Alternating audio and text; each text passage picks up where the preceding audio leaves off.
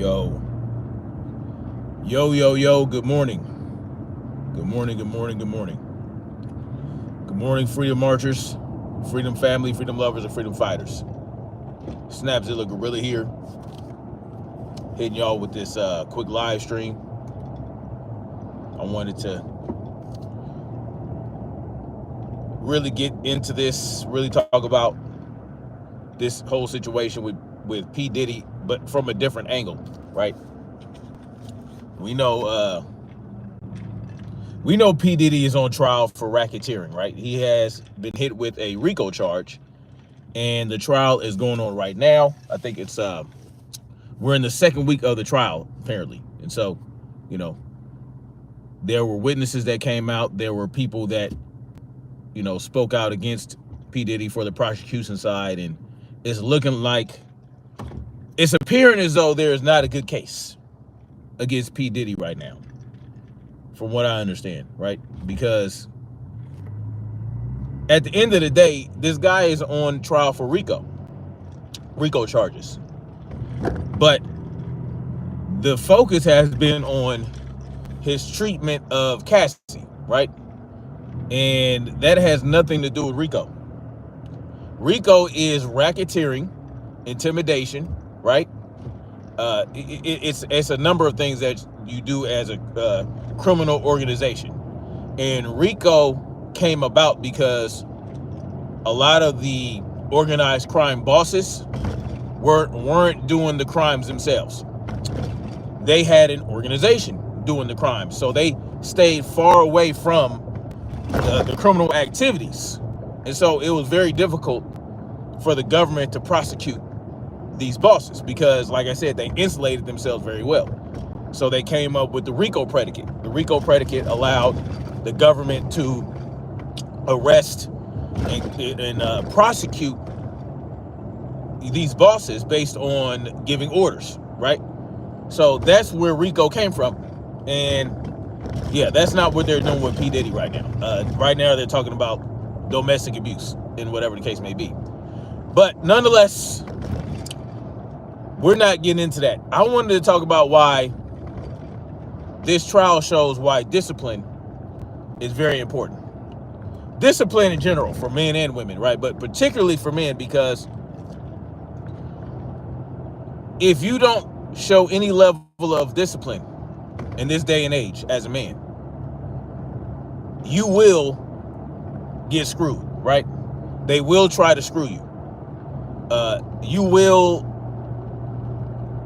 will have problems in life because you need discipline to gain success.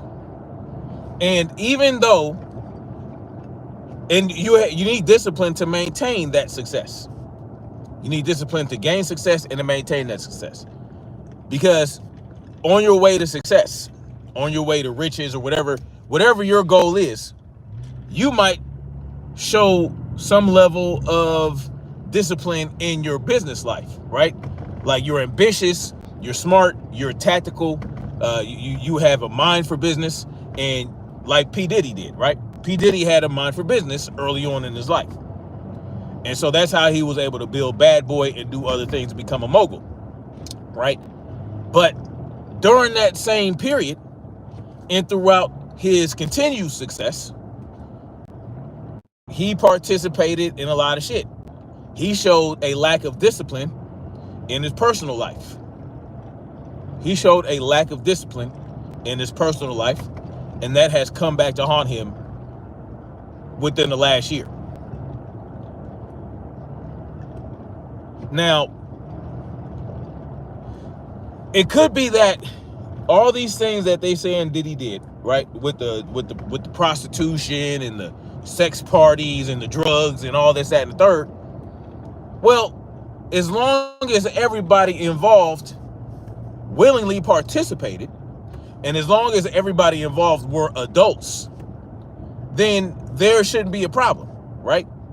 As a free individual, as an individual who has the right to enjoy themselves, to do whatever they want, as long as they're not harming other people, as long as they're not violating other people's rights, they should be able to do whatever they want, right?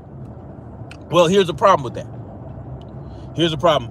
When you get into this shit with other people, you know, you're doing drugs, you're having wild sex, you're getting male prostitutes to fuck your girl and all this, that, and the third, and you're a multi-millionaire, damn near a billionaire, and the person that you're doing all this shit with, or the people you're doing all this shit with, well, they look at you and they see somebody who has infinite amount of wealth, an infinite amount of influence, an infinite amount of support, an infinite amount of juice, all that shit. You're in the industry, and they see somebody that they can exploit. And they might not see it at the time they are doing all this shit with you. They don't see it right now, right? They don't see it because right now they're in a drugged out daze, right? They are drugged out, they're horny, and then they allow these demons to expose, they allow the demons to come out, right? I'm not a religious person, right? Technically I'm a Muslim, right? Because I said the Shahada when I was 13. And when you say the Shahada, you know, technically you can never not be a Muslim again. But I'm not a practicing Muslim. And, you know, when I speak about demons, it's not from a religious standpoint. It's from, like, when you talk about inner demons, you guys know what I'm talking about. That thing inside you, or that voice inside you, or whatever it is. In Islam, they call it the whisper, right? The whisper. That devil, the one that you're the ones where all your inhibitions, you want all your inhibitions to go away. And you want to do whatever you want to do. When everybody is participating in these drug-fueled sex parties and whatever else they're participating in, and you might be beating their ass or whatever the case may be, you're showing a lack of discipline in your personal life. You feel like what you do in the office when you're doing your musical shit and you're doing your Shine John. Now, you think you're doing that and you're doing that the right way, but you think that's separate from what you're doing outside of that. And it's not.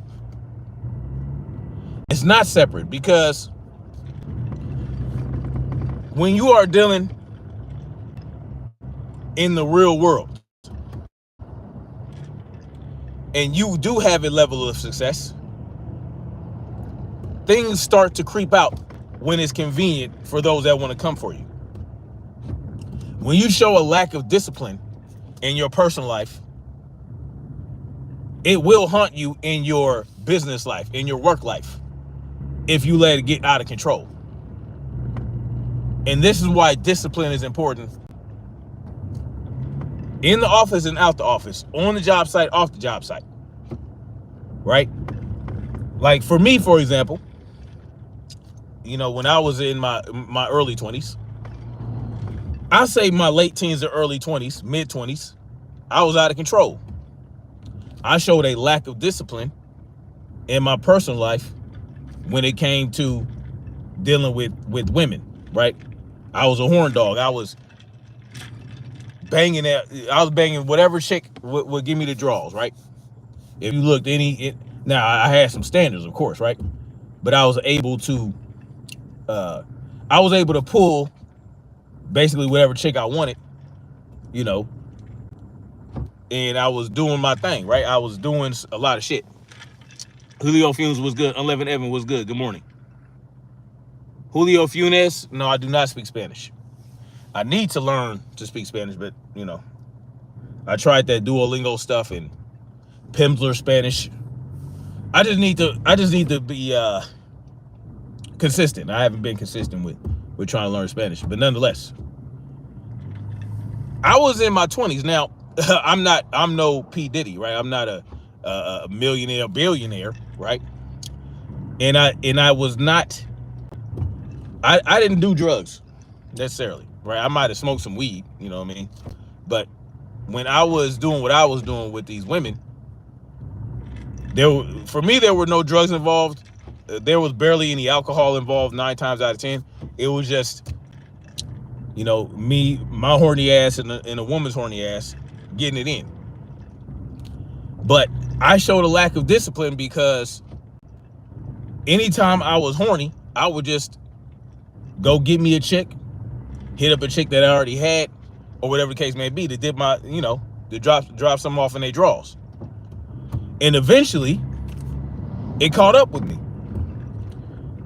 Not in the same way it's catching up with Diddy, but it caught up with me in the form of STDs, right? STDs, drama. There was this instance when I was in the military where I was getting it in with I think it's okay. I think I can talk about it, but some guy went somewhere and, there was a soldier. Now it wasn't my fault, right? Because I met this chick at the club and, I ended up going home with her. And now I was super drunk and I was not driving at the time. I was in Kansas. I was not driving at the time. You know what I'm saying? And, she was driving. Whatever it is, I got super drunk. I went back to her house. We got it in. Now, when I woke up, I discovered that she was married to a soldier who was on TDY, right? TDY is just a temporary duty, basically. Temporary duty. I think he was in Germany or whatever the case may be. But, I was hot, right? And, I stopped fucking with her. I was like, man, that was some foul shit. I felt violated, basically. I felt like, because up to that point, I was not banging, soldiers' wives, right? That's out of pocket, And now it happens often, right? It happens often, and soldiers will fuck your wife, right? If you're a soldier and you're on tour or whatever the case may be, and your wife would get fucked by another soldier. But I tried not to do that. But nonetheless, that's what happened. Now, sometime later, the guy came back, found out his wife was not faithful, and eventually he ended up hanging himself in his garage, right? So now, I don't know, because apparently this chick was getting around. And so I wasn't the only one, right? She was just a hoe. Straight up and down, she was a hoe. And dude found out that she was giving it up all over base. And, he couldn't handle it. And he hung himself. Now, he is a grown-ass man. He made the decision to hang himself, right? That is something that if you're married and your wife is fucking around, you don't have to hang yourself, right? There's no need for that. I have taken on the mentality and the philosophy of, if even my wife now, if I found out my wife was cheating, well, then it's done, right? There's no need for me to get emotional about it, right? For me, there's no reason to get emotional about it, because look, she fucked somebody else, or she's having an affair with somebody else, and that means that we're done with this relationship in that capacity, and we just move on. But nonetheless, this dude hung himself, right? And it was because of a lack of discipline in his wife and myself and other dudes that she was fucking that led to this tragedy, right? It led to it. He didn't have to go there, but it led to it. He could have killed her, right? It could have gone a number of different ways. Now, they didn't have children, thankfully, but he could have killed her, but he killed himself. He could have killed her and then killed himself. But it wouldn't have been my fault. It wouldn't have been the other dude's fault. It would have been her fault, because she lacked the discipline to be faithful, because she was being selfish, and for whatever reason, she decided that she just had to have some dick, right? I just have to have it. I gotta have it. And that's kind of how it is with this Diddy situation. He had a fetish. He had some type of kink that he felt like he needed to have fulfilled, that he felt like he needed to have acted out, right? So he hired, allegedly, he hired prostitutes to fuck his wife and all this, that, and the third. And, you know, there had to be drugs and baby oil and all these different things. And then there's other allegations like him being a homosexual and allegations of him being a chomo, you know, all these different things, right? These freak off parties where you're inviting all these people to just have all these orgies and all this other shit. But you own and operate a business, and you have a level of exposure to the world. You are a celebrity. Everybody knows you. Everybody wants you to be their producer. Everybody wants to wear your clothes. All this other shit. And if they have a meeting with you, they feel like they have made it. You have a level of power and influence that you don't even understand, but you're putting that at jeopardy every time you have these freak offs, right? Every time you participate in the nasty shit. And that comes from a lack of discipline in an area of your life that you feel is you can separate from your business. No, you cannot separate it. When you are an influencer, when you're a celebrity, when you are a public figure, everything about you can be scrutinized and everything about you can come out. You have to have the wherewithal to understand that. So when they come for you, listen, you put yourself in this position. Yes, in my opinion, you know, drugs should not be criminalized. Prostitution should not be criminalized. Everything that they, you know, all these things, right?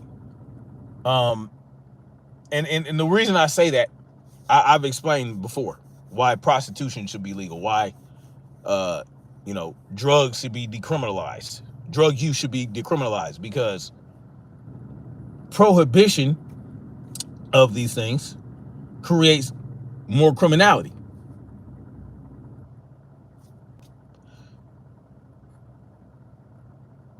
Right? Because prohibition of alcohol, right? Remember that in the early 1900s? What did that lead to? That led to the mob being formed, the Italian mafia. Now, the La Cosa Nostra, that was birthed from the prohibition, right? The alcohol prohibition. But just because, let's say drugs were not criminalized, prostitution wasn't criminalized. Of course, these prostitutes, whether they're male or female, they have to be adults. It has to be consensual. They have to be willing participants, right? Just like with drugs, the drug dealer and the drug user has to have a mutually beneficial transaction, right? And the product that the drug dealer provides has to be of a level of purity that is conducive to the drug user not just wilding out. But we know that because of the prohibition of drugs, these drug dealers felt the need to do different things to fly under the radar. They had to cut the drugs. They had to, you know, when you cut the drugs, let's say cocaine. Well, pure cocaine is not as dangerous as freebase, right? It's not as dangerous or as addictive as crack. Well, crack is stepped on cocaine. And the only reason stepped on cocaine came about is because they criminalized the use and the sale of cocaine. So now, in order for them to make the amount of money they should make off of this cocaine and to provide the demand, They had, and to get under the radar of the popo, they had to step on it. They had to put chemicals in it. They had to make it a lot more dangerous, a lot more addictive, so that they could sell it cheaper. They wanted to sell it cheaper to allow more people to buy it, because it was costing more money to ship and to sell the pure cocaine in the United States because of the laws against it, right? And so then what happens? Well, what happens when you criminalize the use and the sale of drugs is that you're not stopping the sale and the use of drugs. You're not stopping it at all. You're not reducing it in the least. All you're doing is you're creating an atmosphere of criminality, because now the drug dealers, in order to protect their freedom, they have to be violent. Now they have to be more violent. Now if your plug gives the drugs to the distributor, they have to worry about the distributor getting caught by the police and what would happen, right? And then the distributor, they break it down, they give it to all the street level drug dealers. They have to worry about the street level drug dealers getting pinched and stitching on them. And then the street level drug dealers, they give it to their corner boys. They got to worry about the corner boys. So this creates an atmosphere of violence that is not necessary, because the drug use did not get stopped or reduced. It got increased. You know what I'm saying? It rose. The use of drugs, right, and the violence around that increased because of prohibition, because of legal, making drug dealing and drug use illegal. You have created more criminality. Nonetheless, these are still drugs. These are still drugs. These are still mind-altering substances, right? That can disrupt your chemical balance. It can disrupt your mind. It could make you do things you normally would not, right? And it could ruin your life if you are not careful. So even though I feel drugs should not be criminalized, like the use of drugs and the sale of it should not be criminalized, because all you're doing when you criminalize it is you're creating a black market. You're creating a black market for people to exploit. And now you have, no one cares about the purity. No one cares about what's in it, because there's no one to regulate it, right? There's no one to say, hey, man, let's make sure this is some pure cocaine. Let's make sure this is the purest heroin possible. Let's make sure this, that, and the third. Let's make sure this weed is, not GMO, whatever the case may be. Make sure that this shit is not laced. Make sure there's no fentanyl and all that. All these things, like the fentanyl problem. Quick Sister Camera, good morning to you. The fentanyl problem, right? The fentanyl problem is a problem because of the war on drugs, right? So because even though I feel like, okay, this shit, that doesn't mean that you should just, right? You should not have the discipline to not abuse the shit that you're using. And if you're the type of person who has an addictive personality, and when you start using shit that you enjoy, or you become very addicted, and it's difficult for you to leave that shit alone, you have to understand about yourself.